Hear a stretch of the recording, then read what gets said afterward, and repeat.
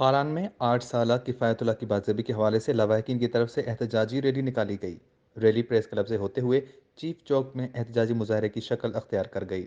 Rally में मुख्तलिफ सियासी जमातों, सिविल सोसाइटी, वकला बरदरी, उलमा कराम समेत ख़वातीन और बच्चों ने बड़ी तादाद में शिरकत की।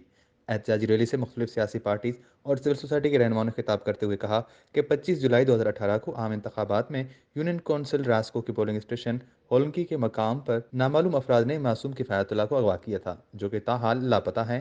उनके लवाहिकीन शदीद परेशानी और जहनी डिप्रेशन का शिकार हैं। उन्होंने कहा कि इस हवाले से FIR भी दर्ज की गई। इसके बावजूद ताहाल ये बच्चा बाजियाब नहीं हो सका।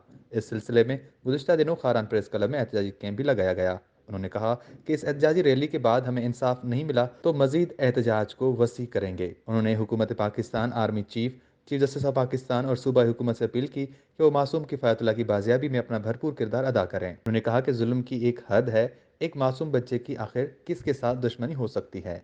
हुकूमत वक्त उनकी बाजियाबी में अब तक नाकाम हुई है।